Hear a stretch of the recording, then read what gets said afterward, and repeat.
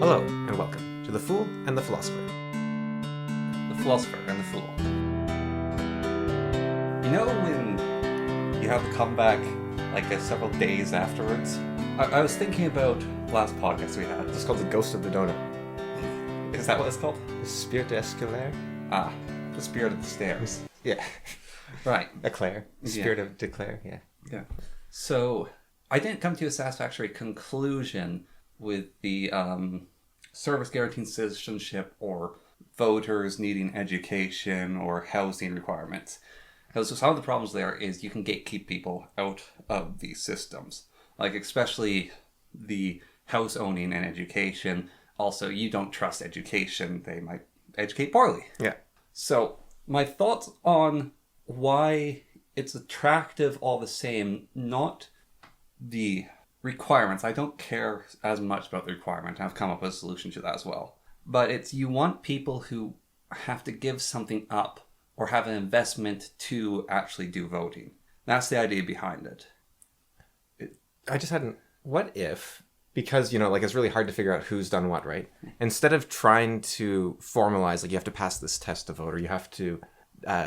You have to be in the army to vote, but then the army can have requirements to join and keep you out. Or you're sickly, but you're this brilliant thinker and you can't go in, like Nietzsche or someone, right? But you're not able to vote. But what if what you do is you just get your community to decide, right? So the community just grabs, everyone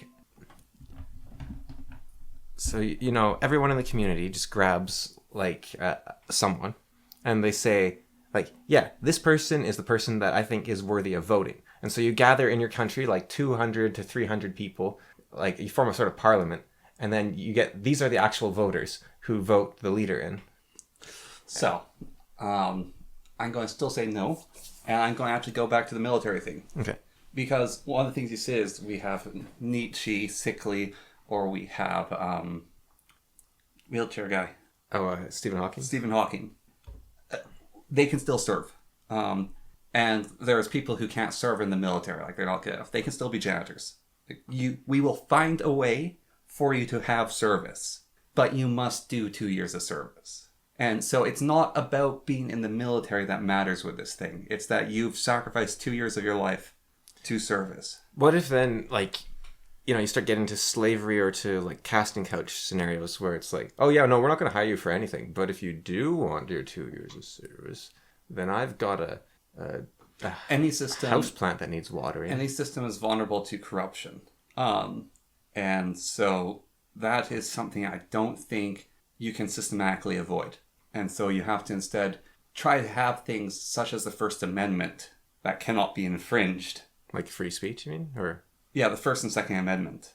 That's... Of the states? Yeah. Those two things were their attempts to stop corruption, actually. That's what those two are. Those are meant to be guarantees of no corruption. And it's worked, sort of. Yeah, I think it's worked pretty good. Really. Yeah. They've... Americans should be allowed to own tanks with guns in them, if they can't afford them. But that does create the risk of you don't want to just have your country made of warlords, right? Yeah. So it does get a bit risky where if all the richest people, you have the Bill Gates region of the United States, and you have the Elon Musk region of the States, and then even worse, someone like Elon Musk, he's not even an American, right? Yeah. He's a South African Canadian who moved to the States. So he comes in, suddenly he's the richest person there. He's the richest person on Earth, and now he controls your country because he has the biggest army, right? Yeah. I mean, he can probably do that already. He could hire Blackwater, and the United States government would win easily. But if he was able to, well, I guess there's the question of people's individual belief, and if all the soldiers of the United States Army defect and say, "I want to support you," that's one of the things where people go, "Lol, what are you going to do against the United States Army?"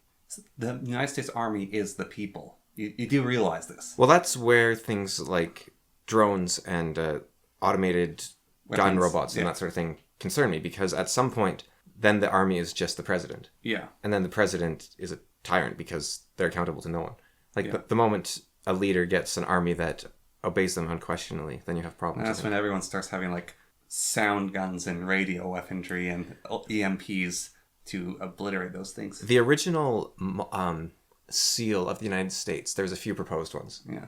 And one of them, I think it was done by Benjamin Franklin, and it showed Moses leading the people out of Egypt, and it said on it, it was, how'd it go? It was like, if you are ruled by tyrants, then rebellion is your duty, or something like that. Yeah, it was something along, which is Japanese have a similar idea. Yeah. So back to the electric of the service guaranteeing citizenship is my thought was, I don't think, not that everyone shouldn't vote, because in the service guaranteed citizenship, I'm Sean Connery, and I have a source of the citizenship. Anyone can enter into the service. So anyone can vote. But what I think is not everyone should vote based on people who have investment in voting should be able to vote. And there should be a physical price or like a real cost of entry, one way or another. And yeah, so you said the casting house, so things to avoid that is very public, like Indoctrination? Induction into the service. That's the word, induction. Yeah, so very public induction to the service, like a whole bunch of things. There's basic physical tests that sort of determine where you're going. Like in Starship Troopers, they had all those tests they did, and the main character was qualified for the mobile infantry. His girlfriend was qualified to be a pilot. His best friend was a psychic Gestapo agent. That's like their own things they went to. So sort of levels of that there. Because, yeah, I don't know if everyone even wants to vote, that sort of thing. And then another thing why the service guaranteed citizenship is attractive is also politicians have had to do the service. So they've had to have this 2-year investment that makes them a real person instead of just being a politician their whole life. And then another thing is your voter base is all militarily trained in one way or another. And so you have an active group of people who can actually do something if the sticks are down to it. And the government turns out to be casting couching people, and they don't like that. So, like Israel, Sweden, Norway, Poland, Russia, I think. There's quite a few countries, they have mandatory service. Yeah, mandatory doesn't work in mandatory. And why is that? Because everyone has to do it, so it is not something special. So it is rote instead of an active choice of you want to invest into this. And why does it need to be special? Because you only want people voting who actually want to vote. But people don't have to vote now, right? Like they don't have to. Like we're not in Australia, so you can just decide not to vote. The forcing to vote. So you have to serve to vote. If everyone is forced to serve, then it is no different than what we already have of everyone can vote. The point is that you are choosing to make an investment to say, I'm interested in voting. I'm interested in politics. I'm going to give myself up as a sacrifice to the nation so I can steer the nation. Whereas everyone must sacrifice themselves to the nation. Gets rid of the point of having only those who are truly invested. But that doesn't really have to do with some people don't want to vote, right? Like, if they it has nothing to do with some people who don't want to vote. Some people, it's not that they don't want to vote, it's that they vote because they're told to vote, even though they don't have to, but it's just, oh, this is a thing I do. I might as well cast my vote because I'm part of the system, so I will vote. And the guy with the nice hair, that's who I'll vote for. And you think that happens and that it's a problem? Yes, I do. I think that it should actually be a privilege to vote. So in your voting system, you said there's problems where corruption can slip in, but there's corruption inherent to all systems. Yeah. And, okay, so with our current voting system, there's problems like people that just vote for the person with the nice hair, but there's corruption inherent in all systems. Yes. So what makes one form of corruption better than the other?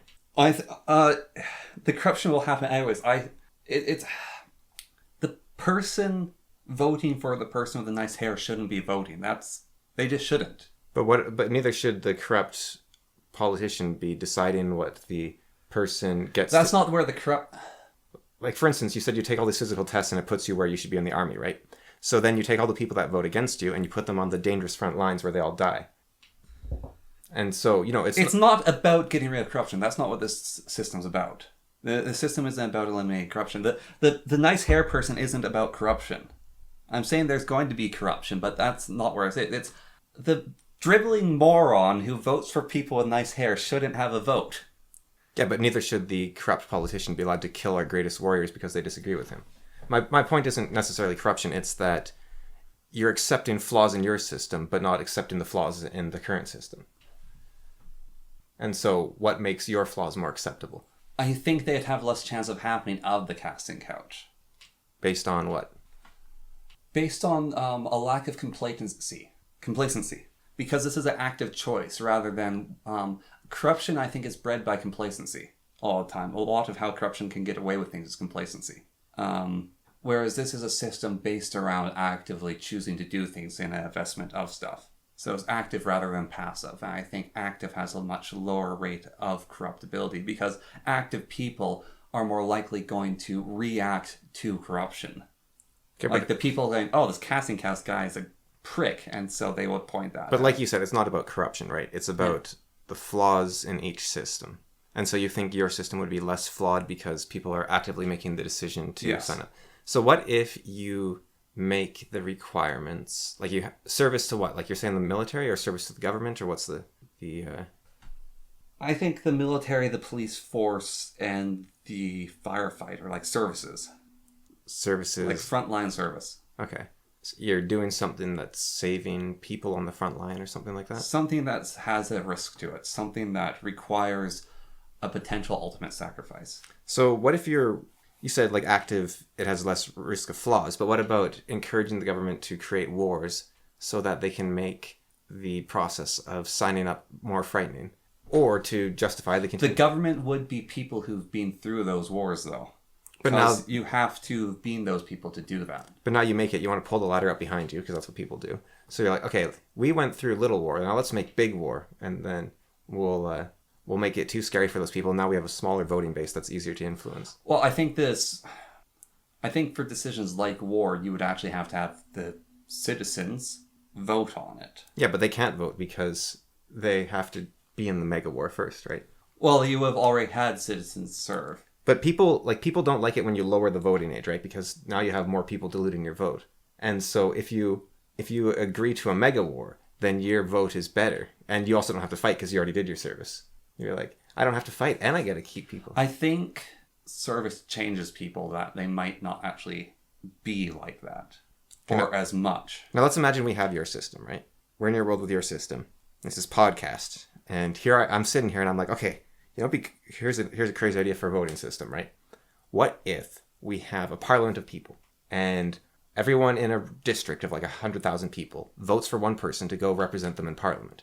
And then all the parliamentarians vote on a leader, a minister who will be prime amongst a prime minister, and they will direct the country, right? And you say, okay, yeah, but the problem with the parliament is that the people in the parliament, they're not encouraged to learn anything new because then they'd be going against the electorate that elected them. And also you'd have the problem of leadership is unusual. Like a great leader is someone who goes against the grain, because if you're in a bad situation, that's because the majority of people are pushing you towards that situation, and you need someone that people don't like to turn things around. So a democracy isn't going to get this person into power. And I say, yeah, well, no, I think people would recognize that even if it goes against their current interests, that like I can what is it? The flaws in, let's say, communism. It's like, no, people are nice. You're not going to have a corrupt leader in charge of the purpose of my system isn't alternative to democracy or alternative how Canadian government runs. It's trying to save democracy because I think democracy is inherently stupid. So why save it? Because it's the best thing we've had so far, maybe. And so the idea behind this and why looking at what we used to have of these, there's requirements. You had to be a landowner, or the Americans, they signed up for the draft. That was enforced though, so I don't like that much. These sort of ideas of these requirements so that you could vote, or you have to be a certain amount of wealth, is like the certain amount of wealth. I don't know if I like that either, but what I like is that there is something given. It is not free. You actually have to earn your right to vote. What about paying taxes? Taxes is a percentage-based system that is across the board for everyone. If you make $10, you can pay taxes. if you make $100. Now, if I was allowed... Actually, no, paying taxes, right. So, it's the same system. However, if you don't pay taxes, you don't get to vote. And so you have the option of then not paying taxes. And then there's a system where you throw money in there. And so that would have multiple effects. And also politicians had to pay taxes as well. Like, to be a politician, you had to be a taxpayer. That would create a different system than I think the service one. I think something else about the service one is potentially it does have the benefits of the national service, partly of you have a civilization that has always experienced soldier or some sort of service. But that's besides the point. But you wouldn't have a citizenship of people who are all soldiers because your point is that they have to agree to do it in the first place. So a bunch of people are going to choose not to become soldiers. Yeah. Well, no, those people aren't citizens. Right. But they're civilians. So you want to do like SPQR. You want the Senate and the what were they called? You want the Senate and the citizens and the... Yes, I am the mouthpiece of Isaac Asimov, or not Isaac Asimov. Was it him? The Starship Troopers? No, that's Heinlein. I'm the mouthpiece of Heinlein. But no, I'm thinking of like Rome, like SPQR for the Senate, for the populace, for the Republic, and for the quorum. I think was what SPQR stands for. So they had 3 divisions of society. They didn't view, it was like for the people, the citizens, and the Senate of Rome. Like they were, It wasn't everyone's the people of Rome. There was 3 tiers of citizens. Well, but that's just that's just the terminology. And also, in regards to Heinlein, have you read Starship Troopers? No. Have you watched the movie? I've watched the movie, okay. And I've watched a breakdown of the books. Because they are different. Yeah. And Heinlein as well is if you read his books, like he was very much experimental with ideas, right? Like it's not his beliefs, it's him taking ideas, working through them. Yeah. Like if you wanted to... And this is also experimental for me. Like I was thinking why I liked... It's fun thinking about things. Yeah. Why I liked what Zimbabwe or Rhodesia did. The government that they had, and then it collapsed when they were betrayed. And thinking about how that works. And I think it is like an investment. Like you pay the taxes. So let's think about the society where if you pay taxes, you're allowed to vote. But you don't have to pay taxes. That's a hard choice, actually. And of course, if I'm going to be fair, then the corruption of this is very easy. Well, it's sort of. Because if all politicians have to pay taxes, you're like, I'm going to raise the tax to 90% so nobody will vote. And then, oh wait, now I have to pay 90% tax. So I guess it does have a sort of self-correcting mechanism there, a little bit. Yeah, and it's a difficult choice because one of the things about it is, if I don't pay taxes, then I'm not allowed to complain. Yeah. And also, the voter base is smaller, and the smaller the voter base, the more control you have individually as a person.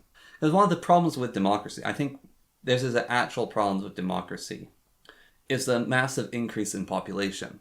And we did systems to try to do that. Like you gather a bunch of people together so you have a singular representative for a large group of people. And then it gets more, there's areas and districts. And in America, they have their weird electoral colleges. And in Canada, it gets more and more expanded out. And then we have the party whips, which kind of destroys the whole idea of having a representative because you agree on party representatively. And so, but the larger population has basically caused one of the effects of the voting. Well, I always get it backwards, but I'm pretty sure that parties in Canada are not real governmental agents. They are not. I think they are just corporations that help people get elected. Yeah, that is literally what they are. And you can become a member by supporting the corporation, basically. Yeah, that's true for most places. They're weird, but I think in the parasitic entities. I think in the States they're actually part of the government. They might be. Yeah, or it might be the other way around. Canada might have them actually part of the government, but I think it's the States that are actually part of the government. Yeah, but and I just my thought is I don't think everyone should vote. That was it. I don't think everyone should vote, but I don't want to deny anyone the vote. So there has to be a cause for the vote.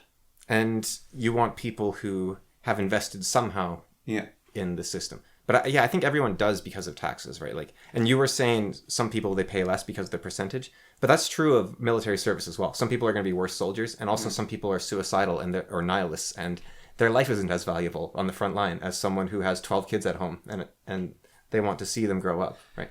Yeah, but it has to be a choice, I think, is the other thing. It can't be, well, everyone already pays taxes, or everyone's already... No, there has to be a choice. You have to choose to invest something. So what about you do like the old, I forget the name.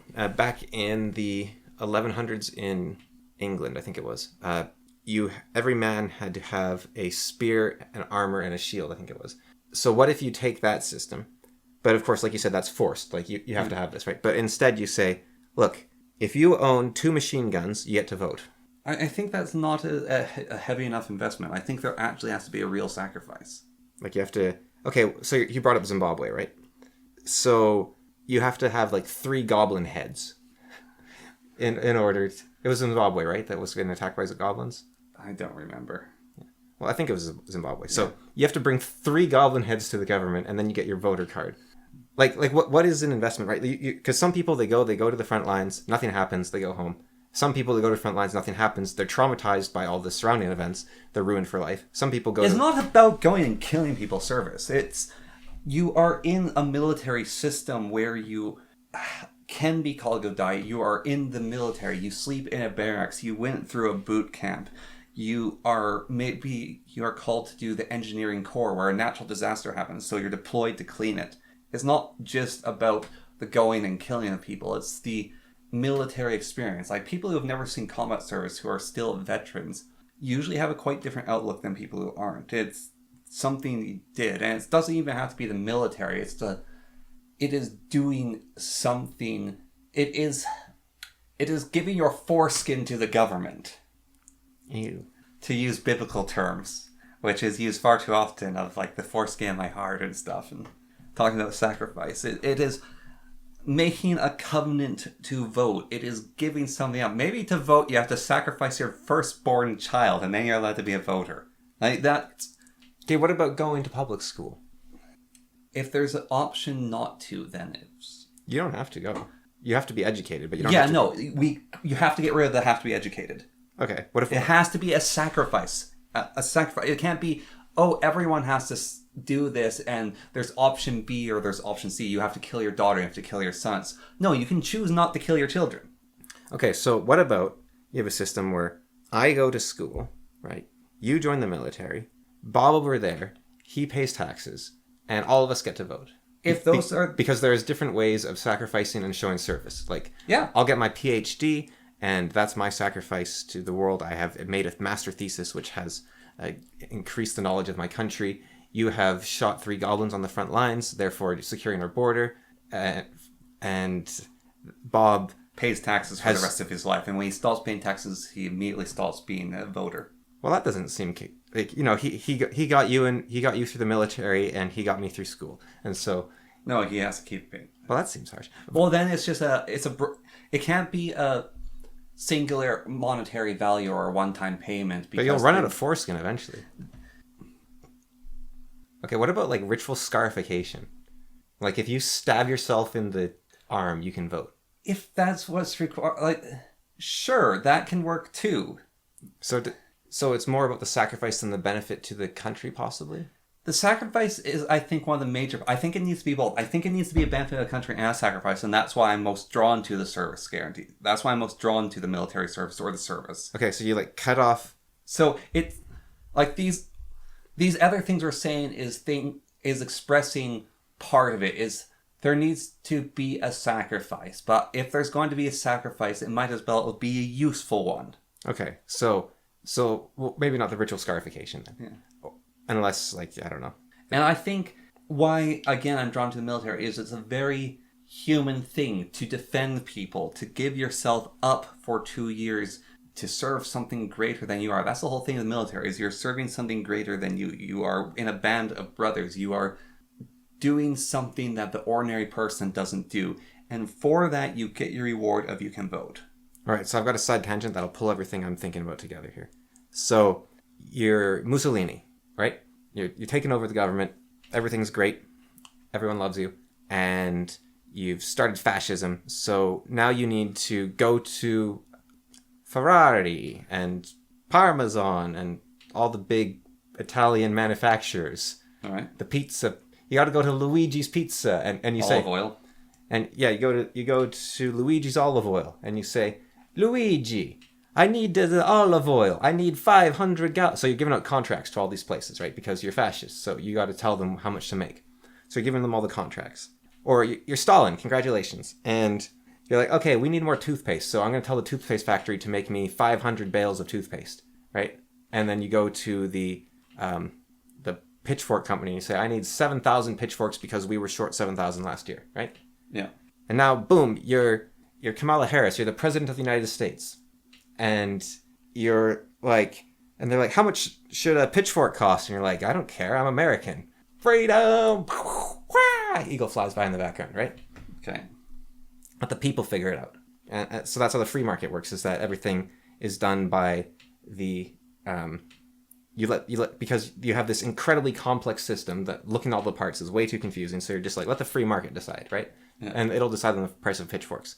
So then you going back to this voting system, so you can pay taxes, you can go to the front lines, you can get a PhD and advance the scientific whatever. You can become an astronaut, you can become a firefighter. There's a million paths to sacrifice, and they're all incredibly hard to quantify and very complicated. And it comes like Jordan Peterson, he has the idea of identity politics, where the smallest cross-sectional identity is the individual. Once you say, I am a black woman who's left-handed with one child, and I don't speak English, I only speak French and Italian, then eventually it's like, there's just you, right? Yeah. So trying to lump you in with all the other French women or all the other black Italians, or like it gets kind of ridiculous, right? So could the sacrifice then be best performed on the free market? No, it has to be the military, because I was just agreeing with you to appease you with your other ideas, but I still think it has to be military, because if you do one, then everyone gets the same experience, and that's a part of it, is the voter base is a base of people who've all experienced the same thing, so they're all invested in the same thing, because they also have the investment of defending their country and serving it. That's part of it. It's their investment in their sacrifice was giving themselves up to the government, quite literally giving their bodies, if they had to, up to the government, part of the system that they are then guaranteed to have for the rest of their life. And so by giving themselves up to it, then they get to determine how it is shaped. If you don't want to give yourself up to it, then it is not determined how it's shaped, and that's where that sacrifice comes from. And so the tax one doesn't work, and neither does the education one or the ritual starification. It has to be you giving yourself up to it in a service. Okay, but now that I've seized the Rhineland through your appeasement, I'm going to use my superior position. I just did a counteroffensive. Yeah, and that was us thinking it through. Is I was going through it, and then you gave me that, and that's why I realized none of those work besides the service. Yes, but now that I have the Rhineland, I am going to use it to manufacture a whole bunch of non-Nintendo video games. Okay? And now the thing is, if you want to sell these non-Nintendo video games in Japan, I want a cut, right? Because otherwise I'll use the Rhineland to produce a bunch of panzers and I will invade you. So, I want at least one member of your company to be part of my team, right? I want them to join me. And if they join me, I want them to, show that they're part of my team. So they need to do something for me that show, like a sacrifice to me to show that they're on board, right? So I want them to get like a tattoo so that everyone will know they're part of my team. Sounds like gang. So, yeah, I'm the Yakuza, see? And I want you to join my gang. And the biggest gang in town, of course, is the governments of each country. And I don't want part of their system, man. I don't understand. Yeah, I kind of switched characters halfway through. So, okay, no, I won't do that. Do not try to imitate a Yakuza, man. No, I was going... No, I'm not even... No. No. Okay. So... Have you heard of the sovereign citizen movement in the United States? No. Okay, so the idea of a sovereign citizen is that I never asked to be born, man. Wait, no, I didn't ask to be part of your government, man. I was born on this land, and therefore I'm a citizen of this land, right? Because I was born here, therefore this is my land. And you can come in, and you can break my knees and say, give me $20 a week or I'll break your knees again, right? And then I'll be forced to pay you. But that doesn't mean that I am not inherently free and a citizen of this land. And so it doesn't matter if you are a member of the Yakuza or the Mafia that's coming and breaking my knees, or you're a member of the United States government. One's just a bigger gang than the others. Yes. And how does this relate to? Because so if you want to be a voting member of the Yakuza, you got to get a tattoo, right? Makes sense. You want to be a voting member of the United States government, you got to give them your membership dues, your taxes, and you've got to give them... So your point is because you're still under the yoke of government, so being under the yoke of government, you get to vote for it. So it's making a gang-like structure even more gang-like. Okay, so my counter-argument to that, again... I mean, gangs can be good, obviously. Yeah, is we're going to have a government no matter what. Even if anarchist movement succeeds, it will form a government basically within a couple of months afterwards of the biggest warlord or whatever. We will always have a gang that rules over people. It's inherent to human nature. Until we have a drastic change in technology where every person's a demigod who can go live by themselves. Even then, you'll probably find that most people are going to live together in some system or another. But I think that humans cannot exist without gangs. But and so we have this thing that you're born into it, so you should have a right. Yeah, can I choose my gang? I'd like to choose my gang, I think. Yeah, Because I'm forced into this, so I should have the right to choose my game by the very nature that I was born into this against my will, so I have a choice. So too bad, sucker. You have to... Yeah, you're part of the gang now. Yeah, you're part of the gang, and if you want to choose how the gang goes, then you have to make sacrifice, because life's a sacrifice. This is the nature of life. Lions and wolves will eat you. You will be born into a gang. If you want to invest in the gang, you have to get a tattoo. Right, but so the gang is requiring me to invest in them, right? But they're also saying I have to be their member, and I have no control. So is my sacrifice already not immeasurably huge by the fact that I have accepted their proposition that I'm already a member of their gang? It is not a sacrifice because you had no choice. A sacrifice has to have choice. I mean, that's getting pretty messed up. Like think about it from the Yakuza perspective, right? Like, I kidnap you off the street. I make you a slave to the Yakuza for 30 years. And then I say, hey, if you cut off your finger, I'll let you be a member of the Yakuza. And it's like, what? Well, you didn't sacrifice for us. Yeah, you didn't. You had a horrible life. You were treated terribly. You were attacked. You were stolen. Bad things happened to you. There was no sacrifice. Instead, hardship and suffering found you. But what right does this gang that has enslaved me have to demand sacrifice of me? The right is... the sheer arrogance of it is... The right is if you want to be involved with it, you have to have sacrifice. Either you can eat dirt. But do we want our governments to be... Our governments already do that. Do we want our governments to be strong men that enslave their citizens and then ask more of them? Or should we instead aim for the governments being as weak as possible and as fluid as possible? Governments will... You can't make a government weak and fluid. Governments inherently claw for power. Well, you can. You can do a federation, right? Like the United States or Russia to a degree. Those both clearly have clawed for power over the past 100 years. But the United States especially is pretty stable. If I don't like California, I move to Texas, right? You actually do have the ability to say, I can't choose where I would... you can say, I don't like your gang anymore. I'm going to the other gang. I'm going to the California gang. I'm going to the Utah gang. I'm going to be a Mormon. I'm sick of all these hippies, right? You actually do have a bit of a choice in a federation. It's not a perfect choice, obviously, because you can't get everything you want with only 50 states. But you do get 50 choices, which is pretty awesome. I don't know if it's actually...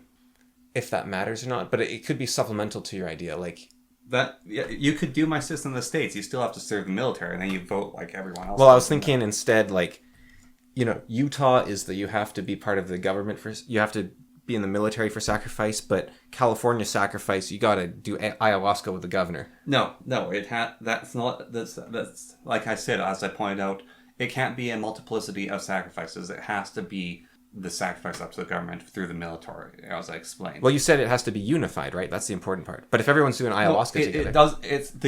Unify is not as important. It has to be unified, but also has to be an actual sacrifice of giving yourself up to the system through the military, as I explained as part of that. But your explanation was that because everyone has to have the same experience. That's part of it. Everyone has to have the same experience. And then I explained what the greatest experience was that everyone had to have, which is they had to be sacrifice to the government. That was part of it.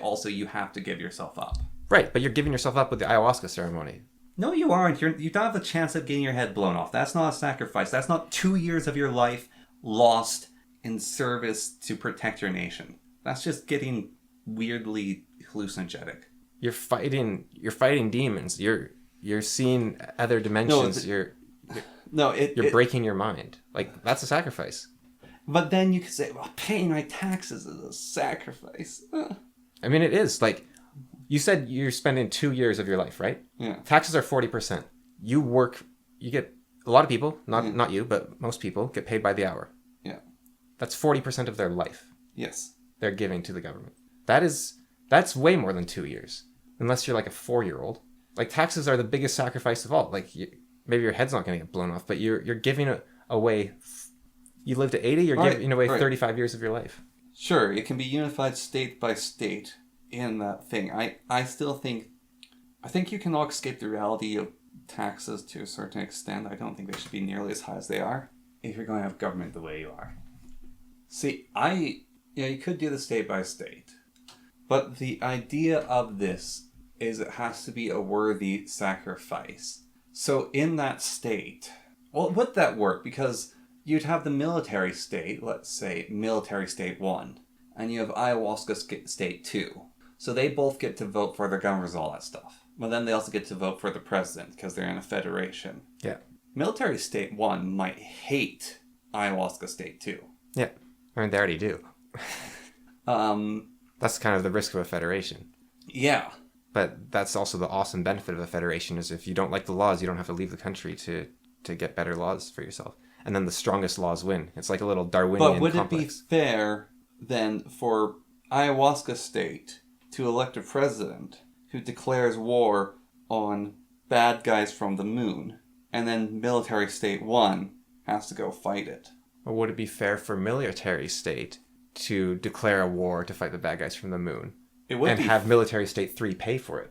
Because the military isn't the only thing government does. And if your sacrifice is contingent on every single thing the government does, then you would have to either only have things voted for by the people that were, like, any road building project is voted for by the road builders. Any military project is voted for by you see, there's a huge problem there, right? Like, you can think of it with road building, right? All road building projects right now are only going to be voted on by people who build roads. You see the problem immediately, right? Well, I was thinking about this while I was driving here. Is the problem with products is engineers build them and design them. But the huge problem is we need infinite roads. More roads. We're road builders. We need all the roads, right? We need to pay for roads. Endless roads, right? And therefore your federation crumbles and it should all be one thing under the auspice of the military. Right, but then the military says we need more military. We need more guns. We need more... Because it's the same thing, right? The military is always going to want more military because they're the voters and they are a single issue voter. You want your voters to have a bunch of different interests. If everyone has the same interests... Because the thing is... your government... No, I do want the voters to have the same interests. Your government would have no pacifist voters. You'd have no people that were afraid of war on religious grounds. You'd have no people... You'd have no pacifists. So you would have a government made of Hillary Clintons instead of Donald Trump's, right? You'd have all the people that are willing to fight on the front lines instead of the people that are deserters and cowards and pacifists. And you might think, well, yeah, I don't want all these cowards. But Hillary Clinton kept poking Russia's nose, and it seemed like she was edging towards a war with Russia back in 2016, which was one of the main reasons people didn't want to vote for her. Yeah. Because people don't want to go die in a made-up war. Soldiers don't want to fight.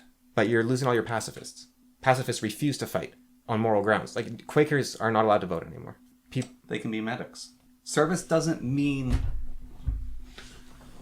Military service doesn't mean being a Rambo running around with a machine gun.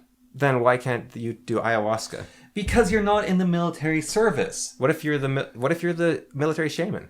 Then you're in it for 2 years and you're serving in it. And you can say, I will never hold a gun, I'll be the shaman. And they'll go, okay, you'll never hold a gun. And we'll adjudicate this base by base. But this is a sacrifice. That's the thing. It's a sacrifice. You can't go, oh, I'm sacrificing, but it has to be lactose free and it has to be made without cat hair and I need my beauty sleep. It's a sacrifice. You're cutting off your foreskin. Right, but again, why the military so specific? Like, the human experience is a billion different things. Because I thought I explained why the military in my rant against your taking the Rhine round. But then Okay, what's your explanation again? It is, you are giving yourself up to the government. You are protecting the government. You are protecting the people. You are making the ultimate sacrifice, which is a willingness to die in service of your country and its people. It is the greatest expression of I deserve to vote, of saying I am willing to die for my right to vote. Right. Okay, now let's say I am willing to serve the people to the utmost of my ability so I can vote. Now let's say you're a medic. You're never on the front lines, or you're the shaman, so you're not risking your life. Medics are on the front line. Okay, well, let's say you have some sort of, like you're Nietzsche, like I said, you're a tactician, you're stuck behind the front lines. You're still serving the service here. But you're not making that ultimate sacrifice of being willing to die for your country anymore. You are, because you are the crazy Nietzsche guy in the back lab that when the stormtroopers come, they're going to capture you and torture you for all your secrets so that you serve them and produce stuff for them. You'll be put into a Nuremberg trial. The janitor because that's all he's good for, who's sweeping the hall, will be shot when people attack. Because that's what they do. He is wearing a military uniform. They will kill him. He's making the best sacrifice he can. Because he is sick. He is still a sacrifice for him. He is going to do his best to wear the green cap. He's going to put on the badge. He is going to eat the slop in the mess hall with all the other guys. He is doing his best to sacrifice as best he can. You mentioned before, like, you can't say, oh, I'm lactose intolerant or whatever, right? It has to be a sacrifice. But there are people who are lactose intolerant and there are people who are not. And if the sacrifice is drinking milk, that is not an equal sacrifice at all. And that's why I'm saying here, that's what this is. That was a joke on the... If I was in the military, I'd give myself like 50-50 odds that I'd shoot my commanding officer.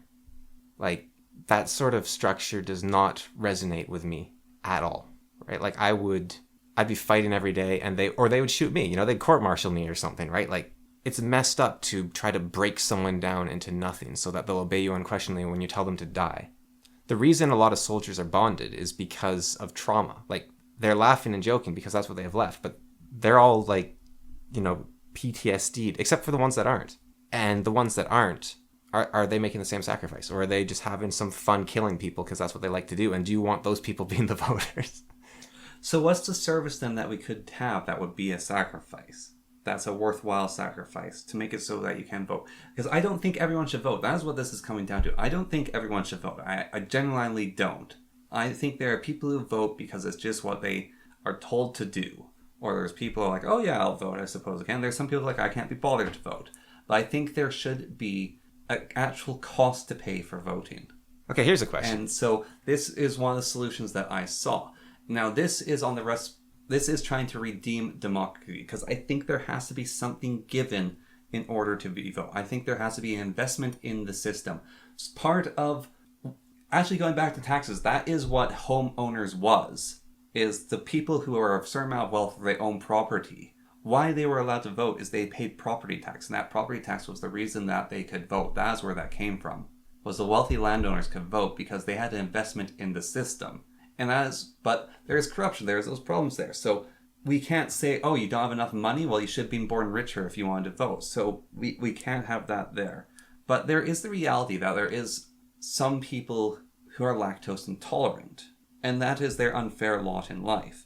Now, the one solution is letting everyone vote, because there are people with unfair allotments life, and having any requirement will exclude certain people, despite their deepest desires to be a citizen. They will be excluded.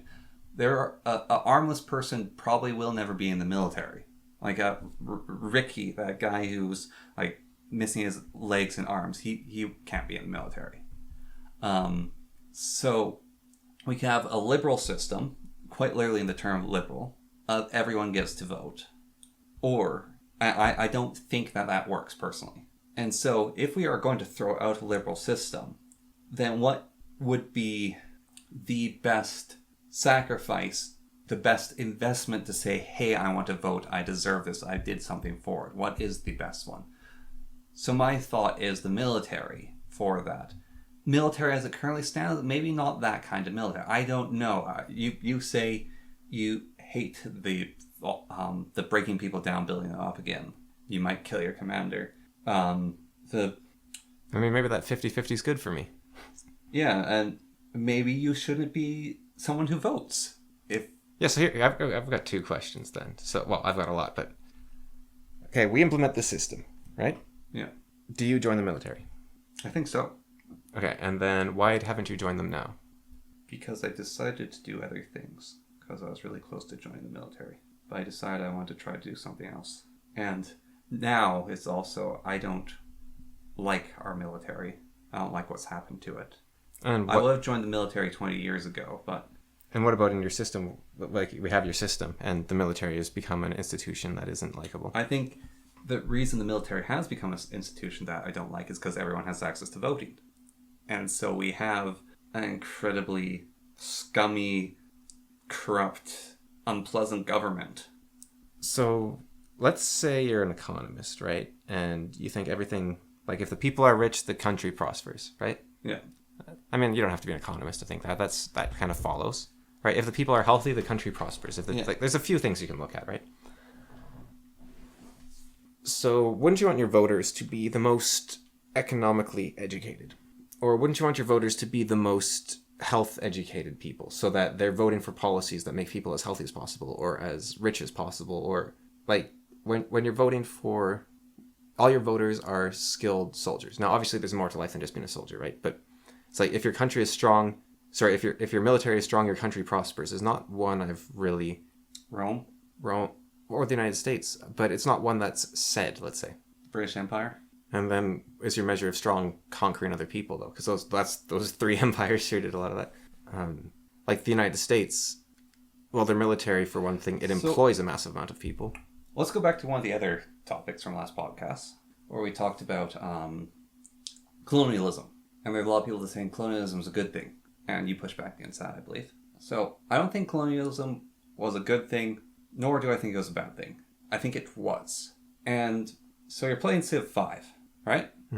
And you've gone down the exploration tree, the one that lets you build cities and get all those bonuses. So you get some people on a boat, and you boat across the ocean, and you find another continent, and it's full of barbarians. Do you just leave it alone? Or there's so many resources there, and you have conflict, and there's global conflict, like there's the Celts with their queen fighting you, and there's the India with Gandhi, he's getting his nukes ready. You know, you have strong incentives to form a colony there too. Yeah, and if you don't, India will. Well, I think even that gives the wrong impression, right? If you don't, you will be destroyed. I think, like, because India did. Yeah. Like, India will build one, and then it's not that that resource is going to be exploited no matter what. It's more a matter of, if you want to maintain your own existence, you need to build the colony because you're fighting for your life over on the... Yeah.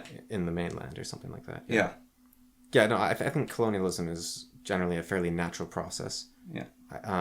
Imperialism may be a different story, but because it tends to be due to... The reason Rome was successful was its military, like you said. But the problem with that was that it needed to continually expand because of the nature of its success. It couldn't sustain itself on... like you look at like the Dutch or the Portuguese, where they didn't need to go conquer everywhere, right? Like they took a few ports, obviously, but they had this crazy trade. So it's like... Or the Swiss, they just have their mountain fortress and they don't need to leave. And so I think what you found your country on will dictate a lot of what it does. Yeah. Like, let's say your government... Everyone in the world implements your government. And then Christmas miracle happens the next day. And everyone's like, you know what? We all like each other. Like, Jesus just came down. Like, yeah, we'll say Jesus comes down. She's like, yeah, everyone, I'm real. And everyone's like, oh, wow, Jesus is real. Okay. So why is your view of my government idea here that's going to be hyper-violence fighting on the front line all the time? Well, like I said, we now have world peace, okay? How do you get your citizenship? There's still service. Doing what? Upholding the law. But that isn't a military government. That's everyone serves in the police now or something. Sure. That can be the service. Yeah. So you could you can only vote if you get to know the people, you've been in the police, you know, you've protected the town you live in, you care about the people you love, you serve and protect, right?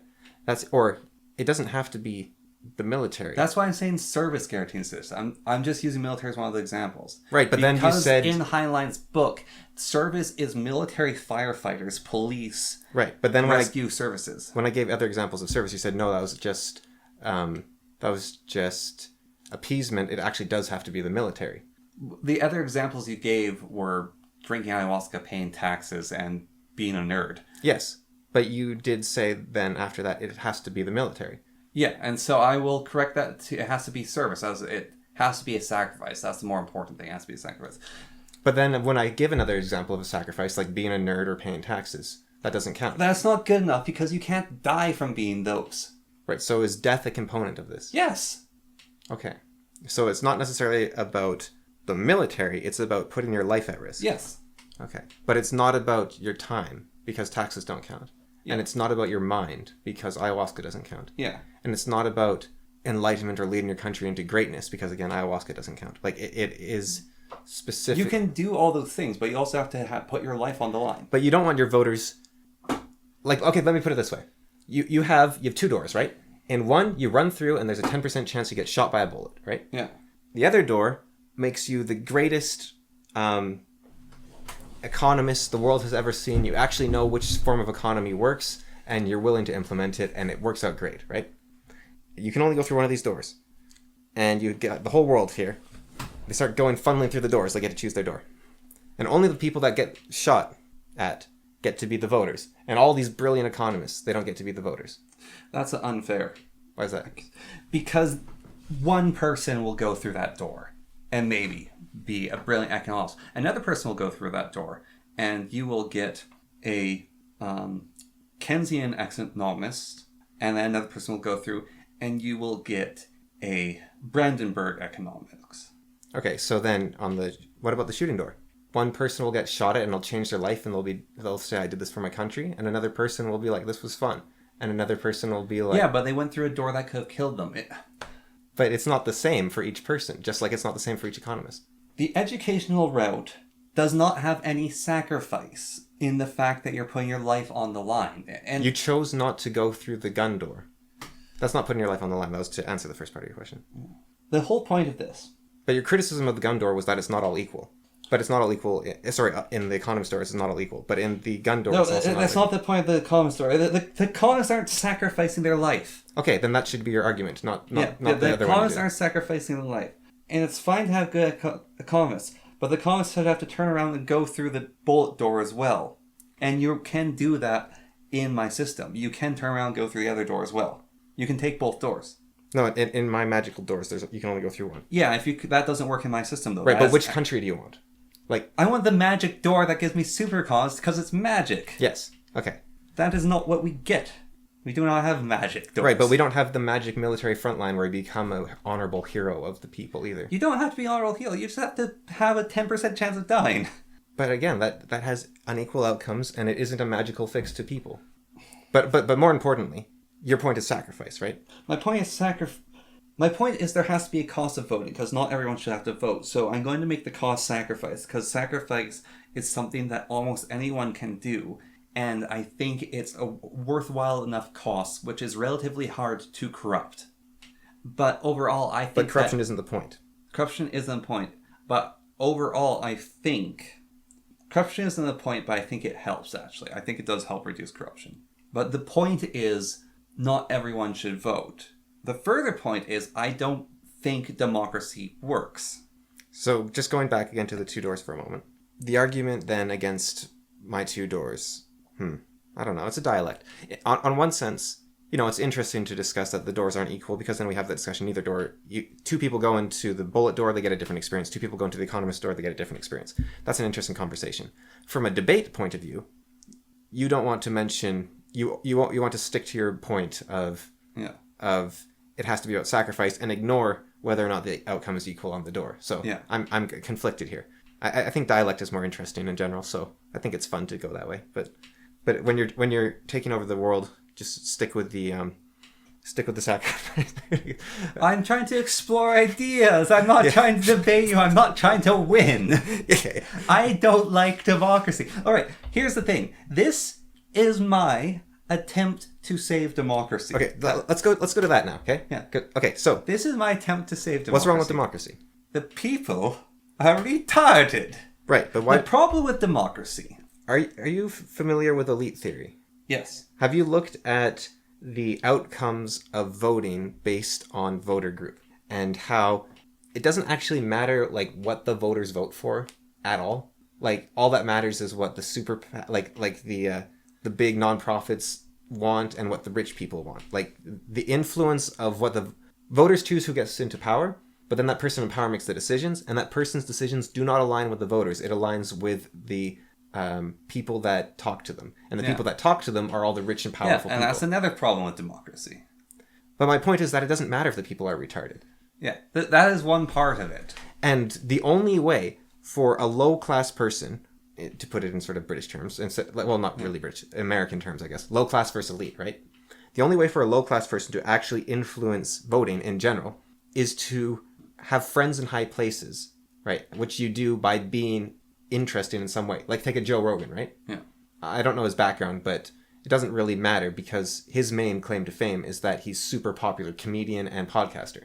So what you do is you become an artist, and that's how you influence the elites. Yeah. Okay, so I'm going to scrap the people are retarded because that's just stupid rhetoric, or not rhetoric. That was just it is rhetoric. Yeah, so that was the Japs, the Japes. But if that is your problem with democracy, that's not my problem with democracy. My problem with democracy is the illusion that it does anything. There's the uniparty. That's a conspiracy theory. It may or may not be true. We're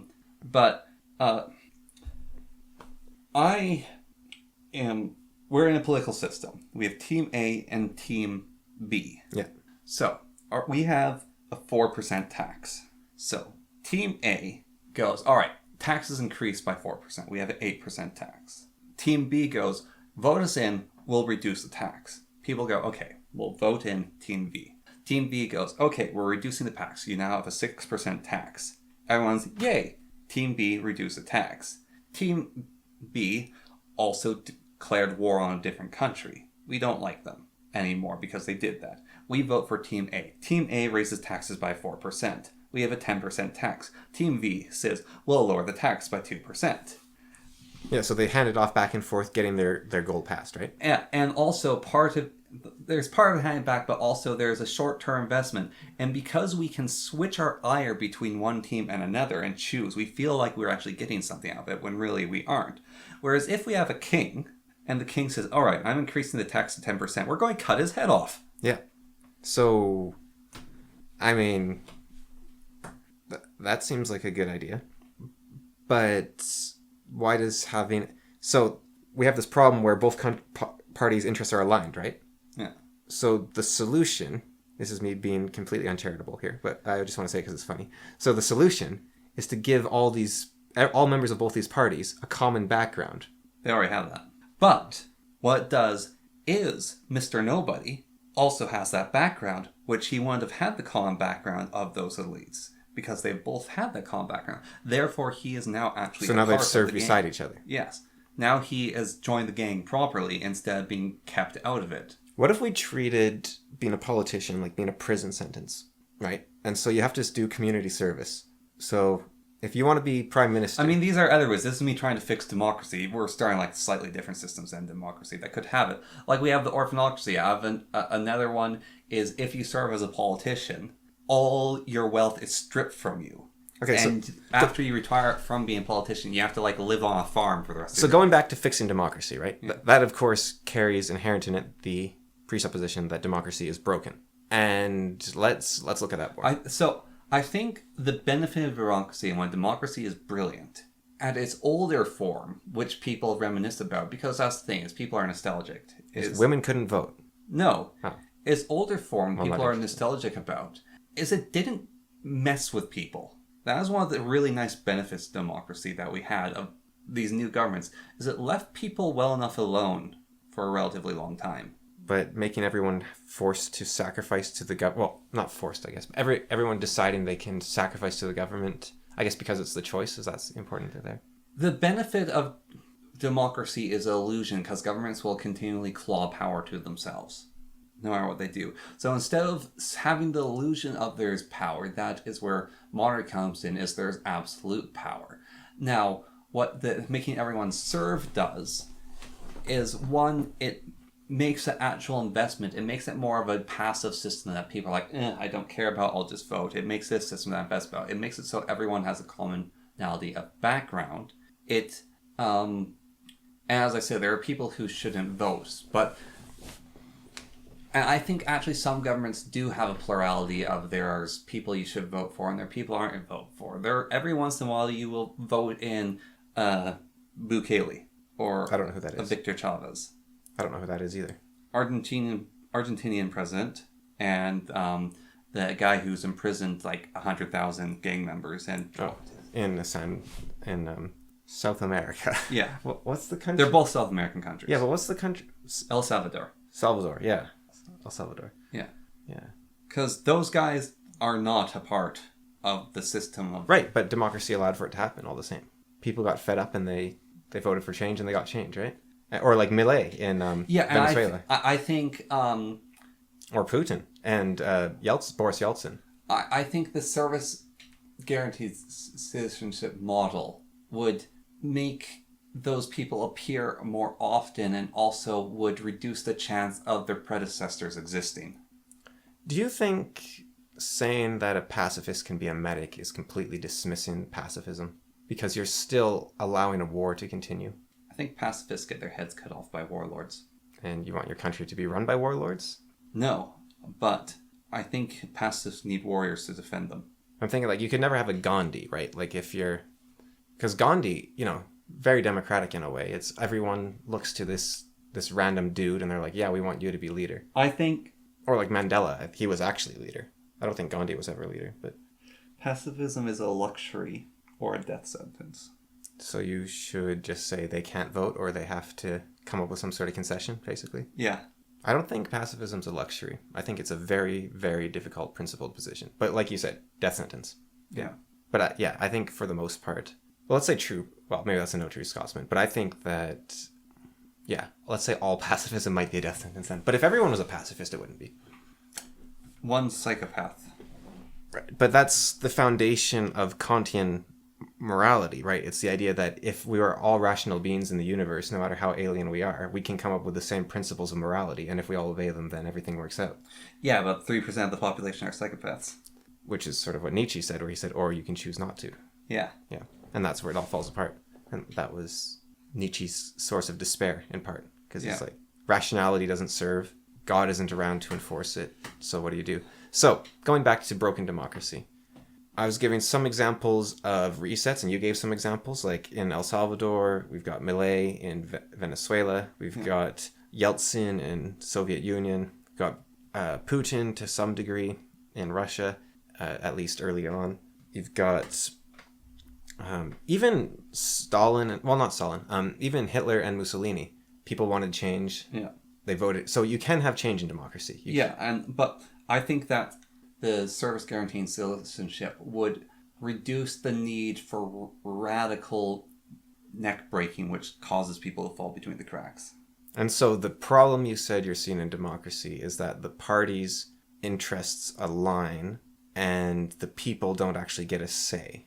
Is that the problem with democracy? That's one of the many problems. Okay, what are some of the others, if you can think of them?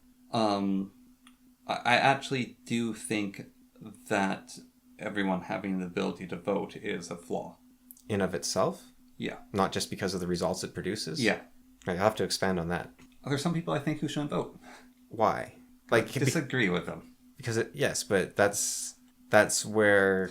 Because they're not invested in democracy. They're voting because it's just something they do.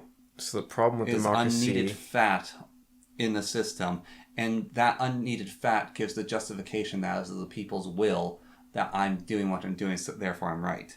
So it feeds back into the back and forth. Okay, why do people get fat? There are lots of reasons.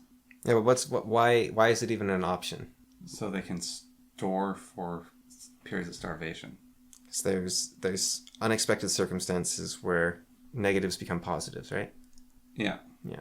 And I think, like the Nazis, they were all about pragmatism, right? If it works, do it. That was the Nazi way, basically. Okay. And so basically what I'm saying is that streamlining is fascist. And fine, I'll be fascist. And if you ever make anything run more efficiently, you're basically Hitler.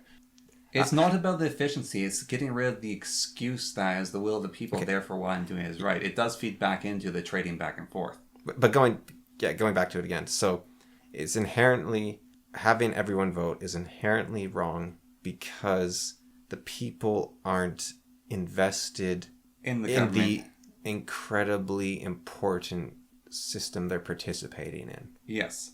What if you don't care about... I'm not sure how to phrase this, but would democracy work better if everyone cared less? There would be psychopaths who did care, and then they would make other people's problems for them care, which is kind of what we had. Everything's political.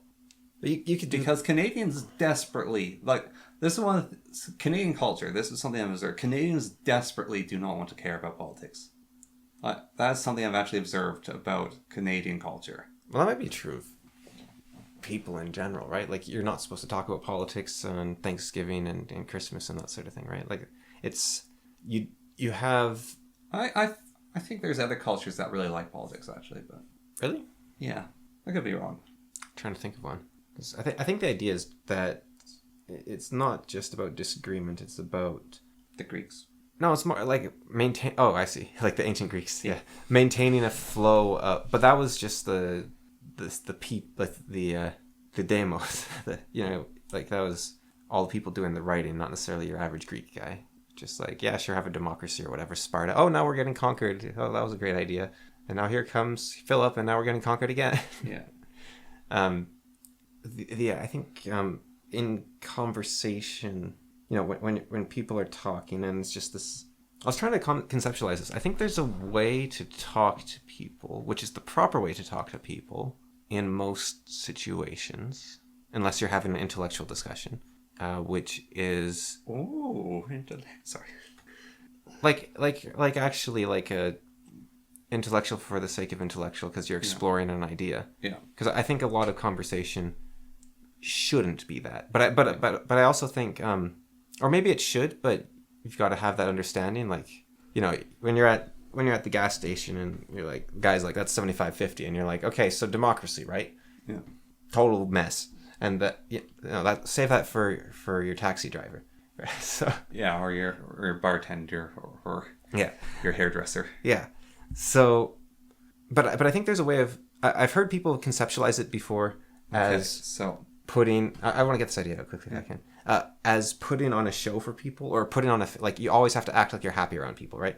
I don't think that's quite the right way of phrasing it, because I don't think you should be deceptive, but I think you should actually try to be having a good time, or be trying to engage in the play that is the interplay between you, right? Like, you shouldn't just be, and I'm really bad at this, but just like every idea you want to talk about, you just start spewing it out. Like, you're like, oh yeah, you are the person that is there to be the receptacle for my words, right? Yeah. It's like, no, you're silent unless you have something to talk about that is actually pertinent. Like, oh, your car broke down. Yeah, then you're talking about cars, right?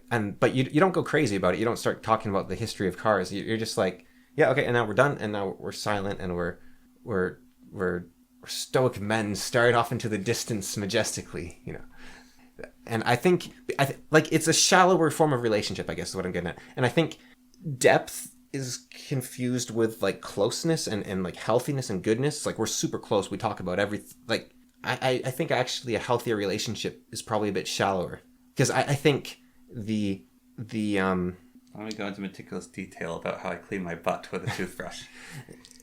Yeah, exactly. And I think that scale is actually a lot, like, you say only have shallow conversations, right? But what I'm talking about shallow is like, you're like 2,000 feet under the water still. Like, there's super shallow up here that you have with the gas station, dude. Yeah. And even that's not that shallow, because you're like, how's it going? Oh yeah. But then there's like the super deep, like, oh yeah, I slept poorly and I thought about like shooting my dog, and then it's like, okay, no, we do. Yeah, we can talk. Yeah, let's not be people that talk about everything, because that's like, I don't need to play-by-play of every fleeting thought in your mind, because a lot of that's just anxiety that's going to dissipate within 3 seconds, right? Like, yeah, you're going to be a different person in like 3 hours. So give me your 7-day average. instead of your second by second. Yeah. Maybe that, or maybe give me your 3-day average. Like I think I don't know what the layer is exactly of, but yeah, your funny thing. If you didn't forget it. Oh, the service should be taxi driving, hairdressing, and bartending. Yeah, where you have to understand the people. Right? Yes. But what about a lot of politicians, right? Like, what's his name in the United States? The vice president candidate, Tim Walz, and also Vance. Both of them. Yeah. They're both military men. Yeah, J. Vance, Tim Walz. They're both military men, and people go like, "Oh yeah, I want a military man," right? And Harper was an economist, right? People are like, "I want an economist to like come in and I'm not sure about Trudeau. I really want a drama teacher. Man of the people. He gets to talk to students. He understands how to work. Maybe. My dad was a prime minister people hated. Well, I think he was very polarizing. I don't think. Like, he was... I don't like most of the stuff he did that I learned about, but I don't know everything, of course, right? And like we've talked about before, what was his, like, produce relief policy or something? It's like, there's so much that leaders do that you don't even pay attention to. Yeah. But on the other hand, the worst terrorist attacks ever in Canada were going on while he was in charge. Like, that is not an easy... And you're like, well, it wasn't that bad. It's like, well, he was the leader and it wasn't that bad. Yeah. Does that say something about him right there? Yeah, there's the...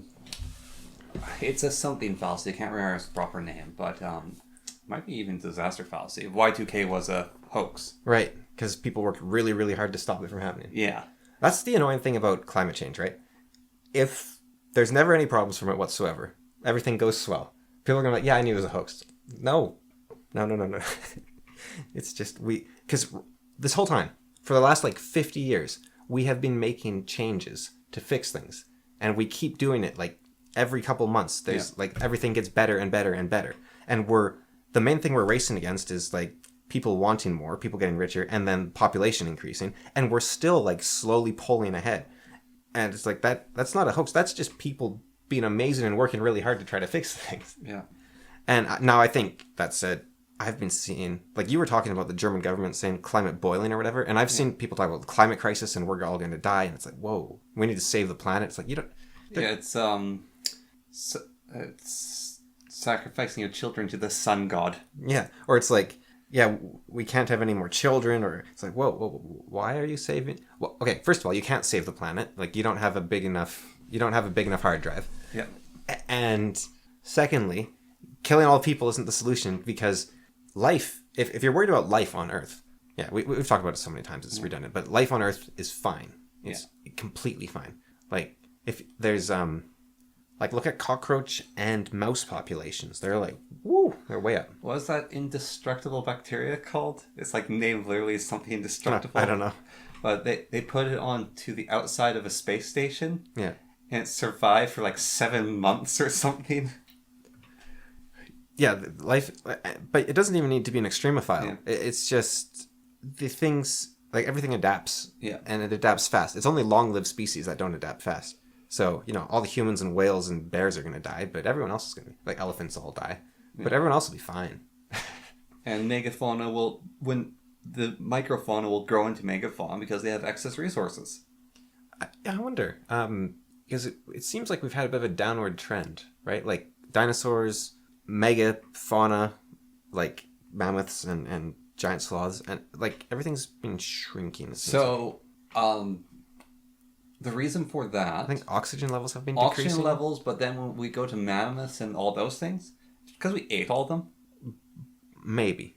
That's one of the theories. Yeah. I mean, yeah, the good food and stuff, but there's remote islands where they don't live anymore, right? And it could have also quite been that... I think big things are less resilient in a lot of ways. Yeah. So the dinosaurs are kind of weird. Yeah, it was probably oxygen levels. It's probably just a case of time of things average out. And why I say maybe about the mammoths, because that is the current theory, right? Yeah. Is that we killed them all, basically. But why I say maybe is I think it's in Alaska, they have these ridiculous mammoth graveyards. Yeah. There's a guy, he's been on Joe Rogan a few times, and he's got, his backyard, he's pulled out, thousands upon thousands of bodies. But a lot of them seem to have died at, the same time. So one of the problems there is, I can't remember which one it is, but It's one or the other. Mastodons went extinct because we hunted them. Sorry, mammoths went extinct because we hunted them. Mastodons went extinct because their environment could no longer support them. And so the two giant fuzzy elephant creatures, right. The theory is one of them died because it was hunted to extinction. The other one died because it preferred this type of food and this type of environments. And because of the Ice Age receded, that was no longer available to them and they all died. Well, the thing that I'm thinking of, I unfortunately I don't know the specifics, but it's like when I say they died at the same time, I mean within like minutes. Like, and all their shins are broken or something. It's like they were hit by like a giant moving thing and just killed, like, chased off a cliff like the bison? Yeah, something like that. Or like a giant flood. Yeah. Because there was Lake Champlain, I think it was called, took up like North America. Yeah. And then when that dam burst, it's like a lot of stuff died at once probably. So things like that could have happened. So yeah, it could have been that the extinction was, there's probably some survivors that humans are like, ooh, and they ate them. Like, yeah. So it could have been humans in the end. But sometimes I feel like nothing bad has ever happened. You like learn about H.H. Holmes, like the serial killer that had the giant death hotel with 100 dead people and like chutes for disposing bodies and like traps everywhere, right? Yeah. And then it turns out he was some con man that killed 2 people, right? And the newspapers blew it way out of proportion back in the 20s. Yeah. Or no, it was 1910 or something. They blew it way out of proportion because the news has always been liars, basically. But and then it's like, oh yeah, humans killed off all these animals. Like, no, it was natural processes and environmental change and this flooding. And then you hear about like this war was the worst war ever, and then, well, no, actually the people got along and only like 100 people died. And like sometimes I wonder if you get all of history right, like 3 people have died, and nothing bad has ever happened. Really ties into something else I've been thinking of for a bit. Yeah. I want to preface this. I only 50% agree with this statement. And it's a specific amount of time when I agree with it. We're about to get some Holocaust denial in here. You could interpret that from it. Oh boy. All right. It was a good podcast. Humanity has existed for over 4,000 years without having to provide a source. So I'm not giving you one now. Okay. We've overstated this probably, but got a source to back that up. What's the source? Yeah. It's casual conversation, Nate. I don't need to prove nothing to you. All right. We're throwing the shit. So where's this time?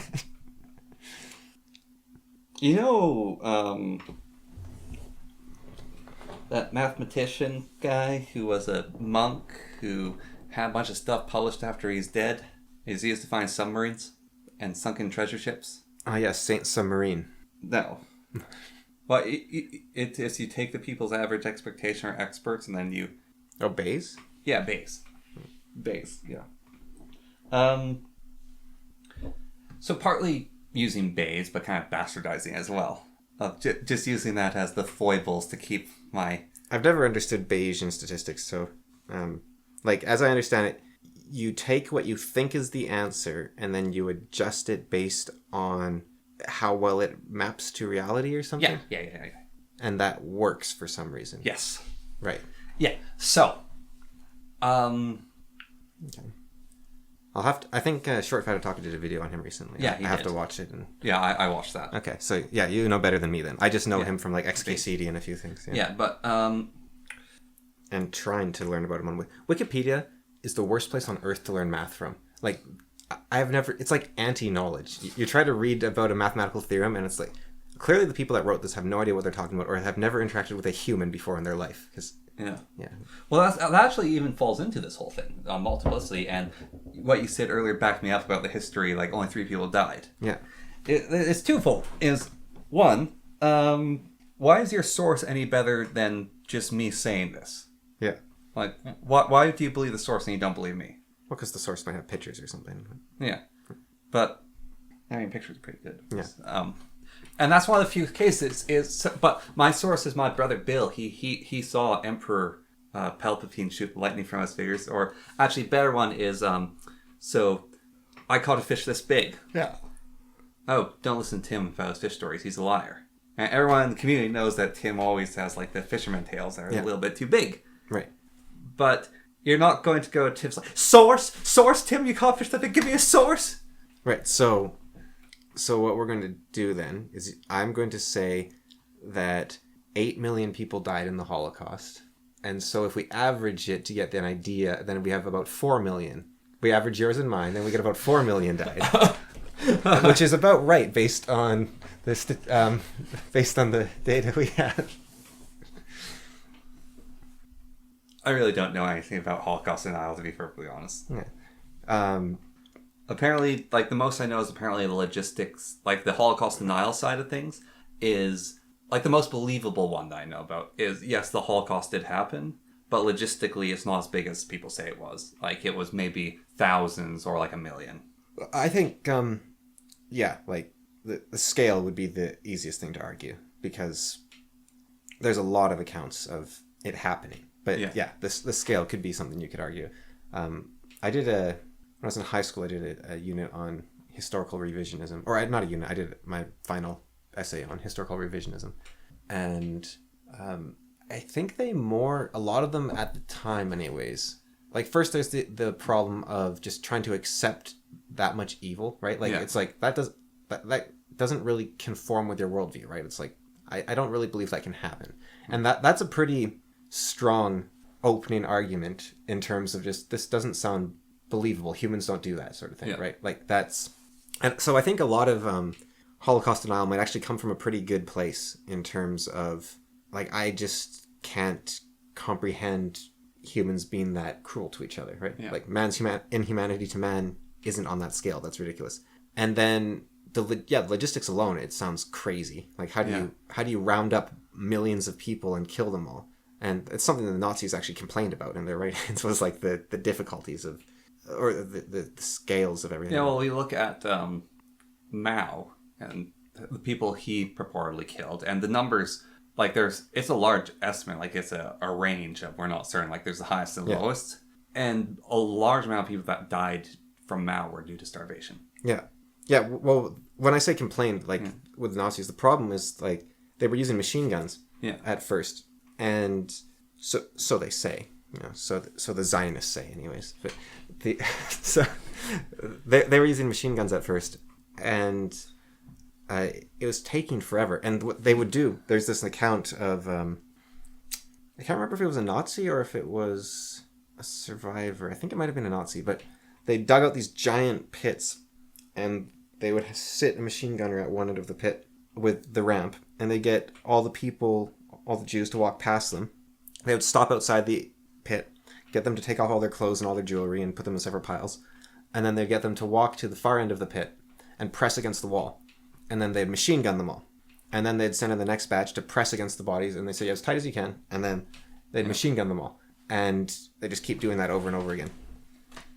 And then they would, when they were done, they'd push bulldozer over. And I've seen the footage, like, when I was 10, because teacher's insane, but you can see footage of the bulldozers, like, pushing these giant mounds of bodies around with and so the concentration camps kind of were a efficiency / a very German solution. Humanitarian aid almost. It's like, look, it's cruel to just shoot a bunch of people, getting them crushed in the bodies of others. So we'll have some incinerators, we'll have some poisonous gas, painless, you just chuck them in. That is one of the other things about the concentration camps, so you say, how can people be so evil?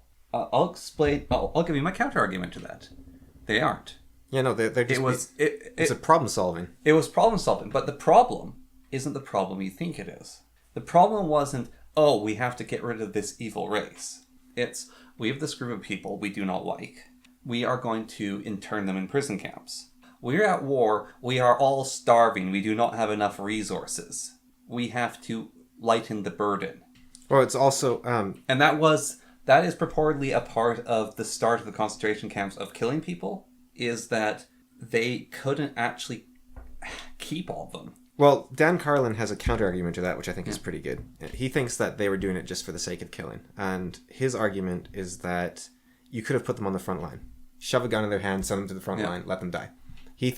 Or, force them to build machine guns for your soldiers.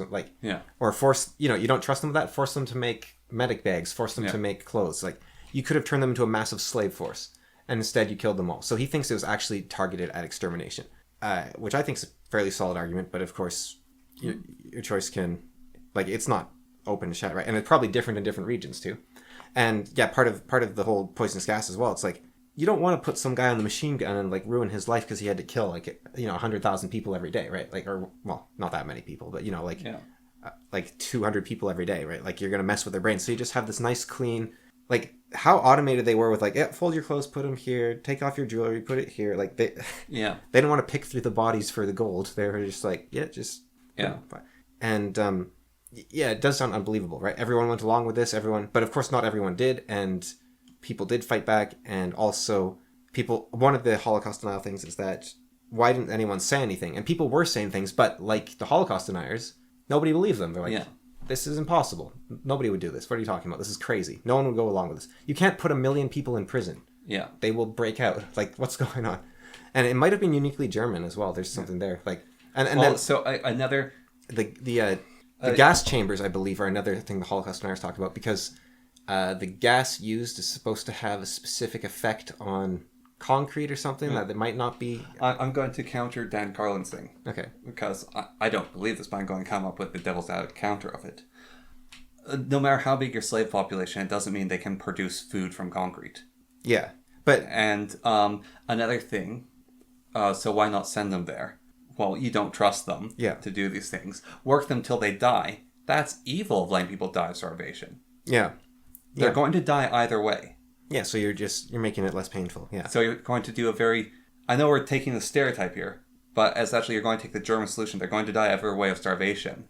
So leave food over for people who you want to have it, and kill these people now so they don't starve to death. And it's also possible that nobody was making these decisions. It could have been the culmination of a whole bunch of turning a blind eye. Yeah. Right? Like, okay, so Hitler said we need to mark all the Jews. That makes sense. Okay. And then we need to, we got a war going on. We can't have these traitors in our midst. We got to lock them all up. That makes sense.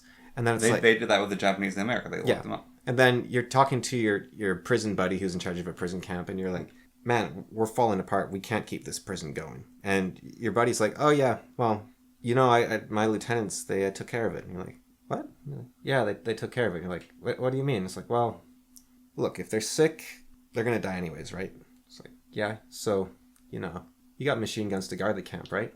They're going to run away either way. And you're like, oh, okay, yeah. And you don't want to deal with it, but you're like, you're talking to your lieutenants later, and you're like, we need to reduce by 10% or this whole thing's falling apart. Can you guys do it? And then you just leave. This is if you work at a kids camp ever, this is something you can do if you're really cruel to your younger employees. Is if a kid's like really misbehaving, you tell the kid, hey, go out into the hallway, right? And then you grab one of your 17-year-old students, and you say to them, hey, go deal with him. And so they have to come up with a punishment for the guy, right? And they're like, I don't know what he wants. Should it be too harsh, too light? And what you're doing is you're teaching the guy to take on responsibility, right? You do that. So that's what you do in the Nazi prison camp. You say, go deal with him. Yeah. And you're like, the important thing is that he learns how to... It doesn't actually matter that the kid is punished to the correct level, right? Yeah. It's just this guy learns, he either does it too far or does it too light, or he gets it right, and he becomes more self-reliant, right? You do that in the Nazi prison camp, you're like, yeah, go deal with that rebel rouser or whatever. Mm-hmm. Maybe they start rationing food. Maybe they take 10 guys behind the shed and shoot them. You don't ever need to learn about it. It's just the important thing is that your lieutenant came up with a solution. Yeah. Your lieutenant has taken on responsibility, and good for him. Yeah. And that's probably just that happening 1,000 times a day, just little things everywhere. Yeah. And then eventually, you don't even think about it. You're like, what are you doing? Oh, we're installing this gas chamber. And you're like, oh, okay. And there's not enough ground to burn, so you make furnaces. But you don't even... yeah, exactly. But when you sign the paper for the furnace and you sign the paper for the gas chamber... But that's it, right? Yeah. And then the people building the gas chambers, they're like, I'm just building a gas chamber. I'm not burning people. And then the people checking the bodies in the furnace are like, bodies are here, furnace is here. There's going to pile up. Like, I'm not the one killing them, right? Yeah. And then the people operating the gas chamber are like, well, they sent them to me. What am I supposed to do other than operate? Like, nobody's doing it. Or maybe every once in a while you have the one psychopath. Yeah. Well, that account I was talking about with like the pits with the machine gun. Yeah. The machine gunner was loving it. Like he. Yeah. Like yeah. Yeah, you have like the psychopath, or you just have that weird switch that flips in humans' brains. Yeah, just to excuse their. Where like one of the major points of trauma going back to the military, isn't that the person was shot at or they're almost killed, the trauma, like most PTSD, I actually don't know, but a percentage of PTSD is the person reliving what they did to people and having no idea why they did that. Yeah, I can imagine, yeah. Like, a part of PSD, there's an account of a guy saying his PTSD, I can't remember where this was, it was an American soldier, is he was in a place where there was combatants, but it was also a small population. And he was killing the combatants, and he ended up killing a child soldier. And he also is a person that would take trophies while he's doing this. Right. And because he's messed up, he's trying to deal with it, whatever. And he said afterwards, the trauma isn't that he killed a kid, it's that he enjoyed it. And that's what screwed him up. It's like, because some people might go, oh no, I killed a kid. For him, it's like, I killed these people, I like it. Have you seen any of the footage of, I think it's in Israel, I'm not 100% of them, like, recently they were, like, hit with a bunch of missiles? I've seen some of that. And you see, like, it hits a building, and then the building explodes in a second explosion. It's like, and, you know, like, they had intelligence on it, so hopefully and they shot down a lot of missiles, but hopefully a lot of people got out of the area. But I'm sure there's at least dozens of people dying in those videos, right? Yeah. You don't see them because it's nighttime in there, but there's probably dozens of people dying.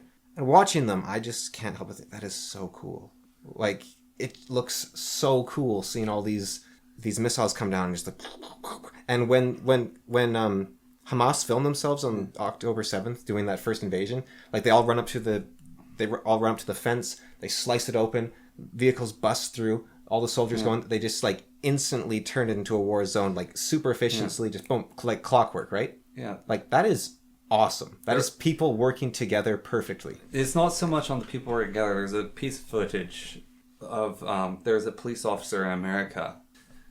He knocked on a door. He's doing a health checkup on the person there because he's asked basically go do it. And he opens the door and the woman just swings a knife at his face. Yeah. And she cuts his face. And he stumbles back and he raises and he points his gun at her. And I haven't heard the audio of it. I've just seen the video. And she just comes charging forward, swinging the knife at him. And he just keeps retreating and he doesn't fire. And he keeps dodging. And it's like maybe 15 seconds of this guy just getting slashed in the face and not firing. And eventually he shoots her twice in the chest. And she continues trying to kill him for 5 seconds. Then she collapses dead. Jeez. And like and it's from his body cam. So it's his chest. So you see his arms holding the gun. And that guy's incredible. Yeah. But at the same time, like that one actually, it's a bit less so in ways. But, you know, people are dying. Innocent people are dying. Or crazy, insane people are dying, right? Yeah. But there's a part of, I think, a lot of people where you're just like, awesome.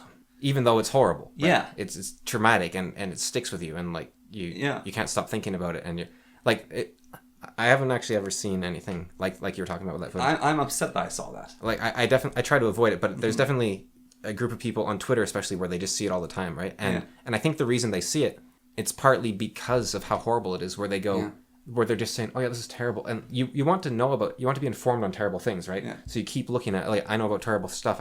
I need to be informed on all this terrible stuff. There's an XKCD actually, which is about hurricane enthusiasts. And they're like, this is a category 3, but if the south current comes up, because it's fall, then this is going to turn to a category 5, and it might stay category 5 even as it makes landfall. There's like a 5% chance. And it's really awesome. I hope no one's affected and it doesn't happen, of course, but this is going to be the biggest hurricane ever, because raw destructive power is something humans worship. Yeah, well, but we also want to keep the human level in there. The footage of this is captivating. Yeah. Because she looked like she's possessed by a demon while she's attacking the officer. And the amount of restraint, and then when he had to actually finally do it, how efficient he was, is like, this guy... Definition of meekness right there. Yeah, is masterful. Yeah. In what he did. And a lot of people, like, the comments of it is, he should have shot sooner. And it's like, this guy, maybe he should have, but I think it's better that he didn't. Yeah. He really tried not to kill this person. He really, really did. And he risked his own life. Like, there is a picture of the guy afterwards, and his face is messed up. He's like, his face is covered in cuts because she slashed him in the face multiple times. Yeah, it's weird, sort of. part of human experience is watching people die. Or almost die, like the bullets clipping Trump's ear. That one bullet clipping his ear. Yeah, well, in that video, like, you can't actually see the fireman that was shot, but at the time, there was this blonde woman behind Trump that just collapses, like, she might have fainted or something, but she just kind of crumples, right? Yeah. And people thought she'd been shot at first, and so you're like, oh, I don't want to see that, but it's like, on the other hand, I really try to avoid, maybe too much, like, you know, it is just a human experience at one level, in a way, right? Maybe. I'm not really sure. Like, there feels like there's a sacredness to it, but at the same time, you see any footage of someone dying, and it's like the least sacred thing ever. It's like it's like nothing. That's kind of the disturbing part in a way. Yeah. Like, the only thing I've ever seen is Kennedy's assassination. I haven't seen that. And he just sort of like boom, and it doesn't look like anything happened, right? Yeah. Like, I mean, it looks like there was, like, his head explodes. So I mean, there's that. But yeah, I've actually never seen that. But it's like really low. It's like really low, grainy footage, but it's like it's just over, right? Yeah. He's just alive and waving, and then he's dead. And that's sometimes the thing. Like, I watched something, and I go, oh, that person died. Yeah, and I saw something, like, you don't even think about it. You're just like, oh yeah, oh wait. I don't know if there's compilations or like just stupid stuff happening on YouTube, right? Like just people having stuff happen to them, right? Yeah. And you're like, oh yeah, that's funny. The guy hit the pole, or sometimes, hopefully not, but there's probably a decent chance that some of those people actually are dying in those videos. Yeah. But someone dying looks very similar to someone doing something stupid and knocking themselves out. Yeah, or even just getting hurt and lying on the ground for a bit. There's a Reddit called Tires Are the Enemy, and it just shows tires destroying people. Yeah. And there's one video, it's their top video, where I think he's like Thai, like he's in Thailand or something, just walking in the garage, and this giant tire comes down a hill, hits him in the back of the head, and he flips like 180 in the air, and his head creams into the concrete floor, and he's just cold. And you're like, oh, I just watched a guy die or something. Yeah. And then you read the comments, it's like, no, he survived. Like, it was a miracle that he survived. Yeah, no, the one that I know about, not from that thing, but the tires being dangerous, is the guy's inflating a truck tire, and it explodes, and as it exploding, it goes flying, and it hits him in the head, and he just goes flying. Apparently he lived too. But you watch it, and you're like, there's no difference. Like, he could have died or lived there, and it would have been the same video. Yeah. Yeah. And because it looks like he was just like he just stops moving. It's just like bonk, and he's over. Yeah. But regarding the Holocaust denial, I think the main thing about it is the taboo of how could you deny something so horrible, right? But how could you deny something so horrible is a weird sentence, right? Because it's like you should be denying something that unbelievable and horrible, unless you're given irrefutable proof, and unless you're sick of people saying source, right? Yeah. Well, one of the other things. On the proof thing with the Holocaust, is the instant I'm told I'm not allowed to, it makes me wonder why. Like, there's the joke. It's a brilliant joke, which is the criticizing, like, who runs society or whatever. Oh yeah, if you want to know who is in charge of society, just ask who you're not allowed to criticize. It's like children with leukemia. Yeah, and that's a brilliant deflection. That was a brilliant deflection. Yeah. That was masterful. But it is, why can't I criticize? Why can't I question? What, like, the whole thing of,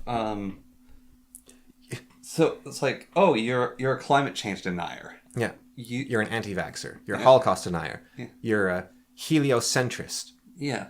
It's, people wonder, like, I think most, it's ridiculous. Like, why were people afraid of the church saying that there's a geocentric model, right? Yeah. It's the exact same thing. Yeah. And people say, I would have been one of the people that believed Galileo. Like, no, you wouldn't. Yeah. Like, Galileo was Brett Weinstein. He's the crazy guy on YouTube who's a disgraced former great scientist who had to be locked up by the church. Yeah. Because he was crazy. And he threw cheese at his guards. Do you know about that? Galileo did? Yes. Yeah. Galileo, they would feed him. And to prove things, because his house had a tower on it, it's like a 3rd-story tower, he'd climb up there with, like, apples and cheese, and the church was always guarding his house. And he'd throw his food at them to test stuff. Like, he was observing gravity and various things, and, like, doing different things. He'd, like, throw paper airplanes from his tower, and the guards had to bear with this crazy guy. Yeah, but he's the crazy... And we did an example of this where I got you to try to prove that the moon landing was real, right? Yeah. And it's tricky. And you did have a fairly decent one with the photography. But the problem with that one was I'm no film guy. Exactly. I don't. But so with the Holocaust, I think most people, myself included, probably couldn't prove it happened very easily. Like, other than the easiest thing would be to go to YouTube and show the footage of the bulldozers moving the bodies. But that is like, okay, what's that scale? Is that 4 million people, or is that 100,000? How do you tell the difference? Yeah, well, the thing I was thinking about with the bulldozer moving the bodies, it's actually a surprisingly few amount of people need to make a large pile of bodies. Yeah, well, that's actually just to make a crowd in general. Yeah. People will say, wow, this huge crowd of like thousands turned out, and they'll show a picture. And I did journalism in school, right? For just a semester. Yeah. And so one of the things I was required to do was count a crowd of people, right? Yeah. And so I was like, oh yeah, there's thousands of people at this big climate protest. And then I counted them. There was like 300. Yeah, so our main theater, we've both been on stage a bit. Yeah. I've been on stage more recently. It was completely packed. Like, both nights I performed in choir. I think that place can hold, like, what is it, 200, 300 people maybe? The main theater, it's I think it's in the thousands possibly. Like, it's actually quite a few. Because they're all sitting, like, very compacted. It's not thousands. There's no way it's thousands. I thought it was like 3,000. Maybe it's 300. Yeah, it's only 300. I thought it was 3,000. No, it's like, it's below 500. Okay, maybe it's 300 then. Yeah. But you've been in that building when it's empty. Oh, no, it must not be 3,000. Because we were in that 10,000 person stadium. Yeah. And that thing was massive. Yeah. No, that thing was absolutely massive. Like, yeah, okay. Take, like, your biggest sports stadium, right? Yeah. That is going to create a mountain of bodies. That's not something a bulldozer can move. Yeah, like those things like 100,000. Yeah. Like, I don't think there's 100,000, but like a 10,000 stadium. Yeah. Those are unbelievably huge. And so, yeah, a bulldozer is going to be pushing like 50 bodies. Yeah. Maybe like 100. And so you're like, okay, so you have to do that like 100,000 times. You need 100,000 of these videos to add up to all these bodies that you claim exist. And it's like, that's very hard to imagine. Yeah. And it's very, so you can say, okay, you can go to Auschwitz. You're like, yeah, well, this was a prison, so it's going to be even the fact, but like how many people were in the prison. The thing that I think I would actually like to see, I think like just a mathematical, like what is the volume of every concentration camp total? Yeah. And then what is the volume of 5 million people? The thing of Auschwitz, I don't know. It might just be the psyche built up by it. But people go there and they say they feel it. Is that the cultural indoctrination of people were taught in school this happened? Yeah. Or is there a psychic residue there? So when we went to the Temple of the Sun, it's a twin temple, Temple of the Moon and Temple of the Sun. And it was a place where there was sacrifices and there is stains of blood on the stone there. And you go in and you smell the blood and you look around and you're like, yeah, the Aztecs sacrificed people. Yeah. So I can... But on the other hand, I already knew that before I went in the building. Yeah. I didn't know that. I didn't have that perception of the place. Yeah. So you saying you knew that. I didn't. I don't have any memories of blood stains or smelling the blood there. Okay, so yeah, Auschwitz, nothing happened. How would you even... You need someone that grew up... I think Africa is probably the most isolated from World War II. So you need like a random African dude. Didn't do well in history class. Get him in. You need to get... who's that Namibian mayor? Adolf Hitler. You got to get... I think he knows quite a bit. Yeah. His dad didn't know anything about World War II. No. His dad was like, there's this German politician who apparently like really helped the economy. I'm going to name my kid after him. Yeah. That was basically all he knew. But... gave his son a good political career. Or his son would be president of Namibia by now if he didn't have that name. Yeah. Because I think he's a pretty beloved like mayor or whatever his job is as well. He might just be like a governor of like a province or something. I'm not sure how it works, but yeah, it's impressive. He probably goes like, because Hitler's his middle name, right? It's not his last name. So I bet his ballot is like A. Johnson or something, right? Maybe you send Finnish people there. Why Finnish? Because they were on Germany's side and the Finns are weird. Were they on Germany's side? Yeah. Really? Yeah. Like they were fighting Russians, but I didn't... Yeah, they were on... They tried to take over Russia. Yeah, but I didn't think that meant they were Germany's side. I thought they were on Germany's side. They realized they had to change sides. Really? Yeah. So Callum recently went to... Doesn't their Air Force use the swastika though? Like, isn't that a bit on the nose? It's ironic. They use the swastika completely unrelated to Germany. Basically, a guy in the 1800s saw the symbol and meant good luck, and so that's why he started using it. So it's actually just a weird parallel. Oh. So the Nazis are like, hey, join. Oh, you already did. Okay. Yeah. So Callum asked a Finnish priest, why is Finland the happiest country on earth? Because you guys apparently have like a really high suicide rate. And the priest said, it's because all the unhappy people kill themselves. I've heard that study might be a translation issue. Yeah. But it doesn't mean that the Finnish aren't doing something right. But the Finns might have read contentedness, not happiness, which is slightly different because Finland also has the highest alcohol consumption and coffee consumption on Earth. So they're doing something that needs a lot of coffee and there's alcohol. A ton of suicide in Finland. Yeah. Well, it might not be the highest alcohol, but it's highest coffee and it's very high alcohol. Yeah. Czech Republic might be highest alcohol. But I feel like that was a stereotype. What? The Czech Republic. Well, it's cheapest alcohol on Earth, so they're going to be drinking it. Yeah. What was I going to say about Finland? Right, so Sweden then was the only Nordic country which didn't join the Nazis, maybe? Maybe. I think Norway was conquered in like 2 minutes. It was a pathetic resistance. The Finnish switched sides partway through when they realized that things were bad. And is that why they only recently joined NATO, maybe, partly? They joined NATO recently because they really hate Russia. Yeah, but I wonder if they just weren't let in. Yeah. But also they didn't want to be... I know Finland doesn't like Russia at all. Yeah, they have a long history of hating Russia. Yeah, which is funny because they used to be the same country. But... Yeah, well, apparently you ask Russians, they don't care. Yeah. It's quite literally the Thanos thing of, you took everything from me. I don't know who you are. Yeah. Yeah, it's a much bigger deal to the Finnish memory then. It's kind of like the, probably like Scots and the British or the Campbells and the Scots. Scots and the Scots. Scots and the other Scots. Stupid Scots. No, it is like the Scots and the British, or the British and the Irish. Irish to less extent because people were scared of the IRA. Oh, the Irish. Yeah, the Irish made themselves known. But with the Scots, it's like the Scottish irrationally hate the British, and the British sometimes forget that Scotland exists. I wonder if in, let's say, 100 years from now, if the IRA, whatever you'd call it, terrorist attacks, will be relabeled as a civil war. Because it was pretty nasty. Yeah. Maybe it's not quite high enough for civil war, but it was pretty bad. Well, the solution was building giant fences. That's what someone said. You think walls don't work. It's what stopped the IRA. Do you know about the Irish towns that are literally cut in half by fences? No, but... So, there are towns in parts of Ireland which have these giant wooden fences that run straight through towns going through different sections. And one side has the orange and the other has the greens. And they do not cross. Well, it's walls are... medieval countries use them, right? Walls are scalable. You can, most people can probably climb most walls, especially if you have a ladder. But the nice thing about a ladder or a person climbing a wall is that they're all in one spot. So if you have a breach, then you can just go to the breach. That's the... Well, the other thing that wall does is it stops you from seeing the person on the other side. Oh, yeah, in the case of the Irish, so they just didn't have to look at each other. Do you know about the ha-has? The British garden walls that are holes in the ground? Yeah, it's a brilliant wall technique. Yeah, it's a wall you can't see.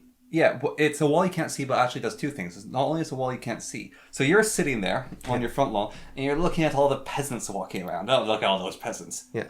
They look towards your house. There's a wall. They can't see you. That's actually part of the ha-ha's design. And just for people that don't know, it's kind of like a wedge-shaped hole, so that you just kind of cut off the terrain after your garden, so that deer can't walk into your garden. Yeah. But there's it's like a pit, basically. Yeah, and peasants can't get into it. Yeah, but there's a ramp up the side of the pit, so you get... Yeah.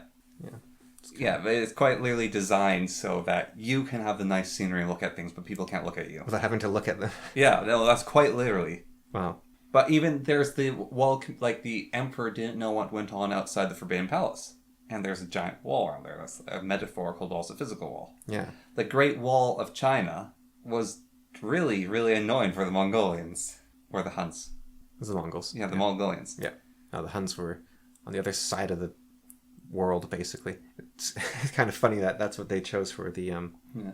And the Mongolians couldn't get a break. Because when they tried to take Japan, they got hit by a storm. Like the ocean's a wall in some ways. I think I have to wrap up right around now. But just to finish off, because what I'm doing for work right now is we're doing this archery book, and this is all public information that I'm reading papers and stuff, right? But there's some theories, because in northern North America, right around the time that how to put this, there was a volcanic explosion about 1,300 years ago. The second winter.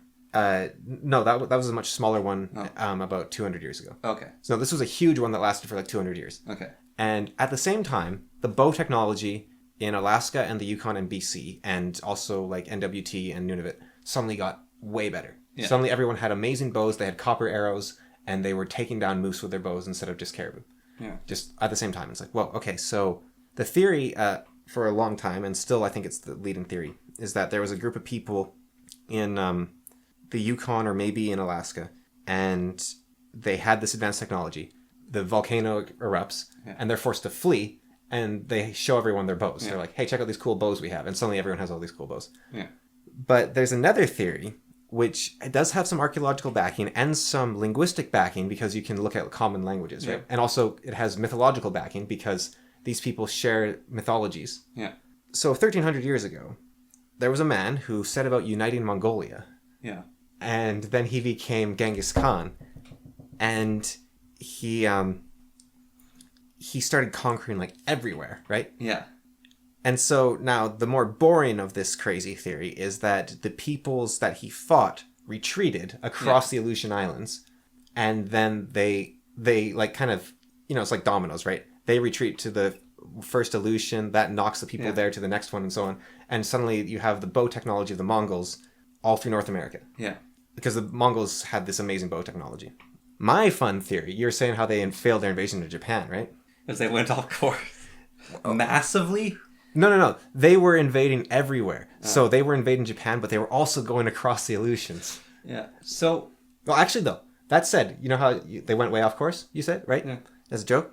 When the first Californian explorers, settlers, got to the coast of, like, California, they went to a fishing village there with a bunch of natives, there was 2 Japanese people there. Yeah. Because shipwrecked Japanese fishermen would sometimes end up in North America. Fair enough. One of the things I have observed is if you look at First Nations in America, let's take example. So you know the Redskins mascot.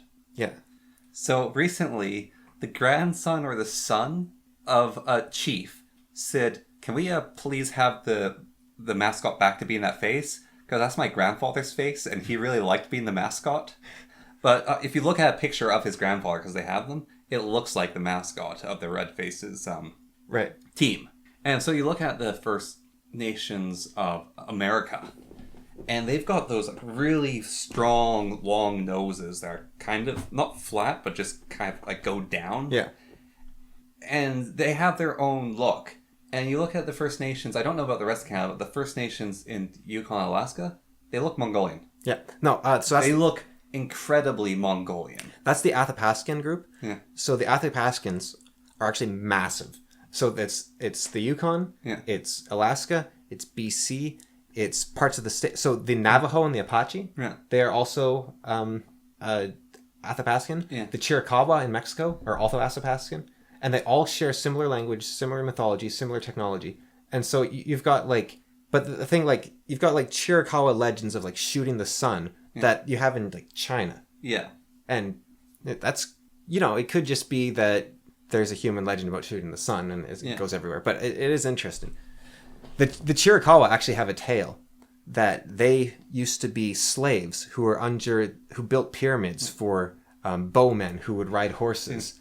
And they escaped across a great lake that was far wider than any lake has ever been, and across frozen mountains until they ended up where they are today to fight the Aztecs. And so, and like their timeline is basically they arrived to fight the Aztecs around the same time like Cortez did. Yeah, but I've shown you that band, that Siberian band, who they do like traditional Siberian music. Mongolian or no? The Siberian. Siberian.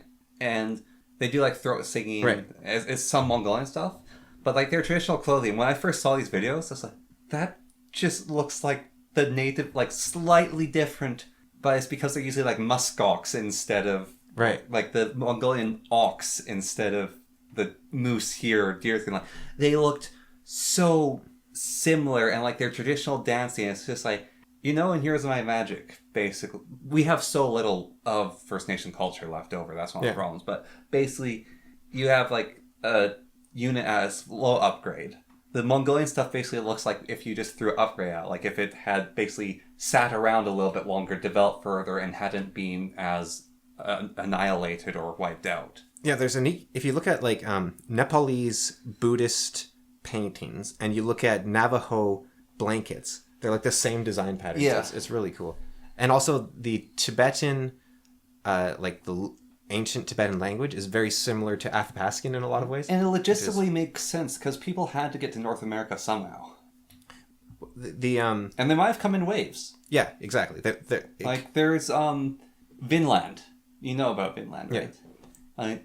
Yeah, the Vikings came there, and then the Vikings came there again, and then... And there is a possibility that they might have just slowly dissipated into the natives. Yeah. And that could be a possibility where you get those, like the random blonde native. Because the Viking colony just was wiped out, basically. Yeah. And then, yeah, that could be where you get the random blonde Viking. Blonde native. The similarity could also be, like I said, every decade or so, a Japanese fisherman would wash up on the shore, right? Yeah.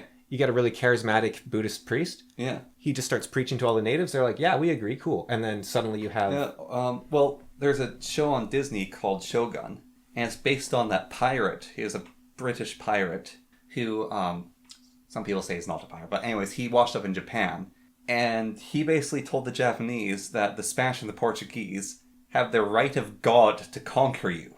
And the Japanese like, what? Yeah, no, they're saying they want to conquer you. They want to take over your land. And it's like, okay, I want you guys to help me fight them.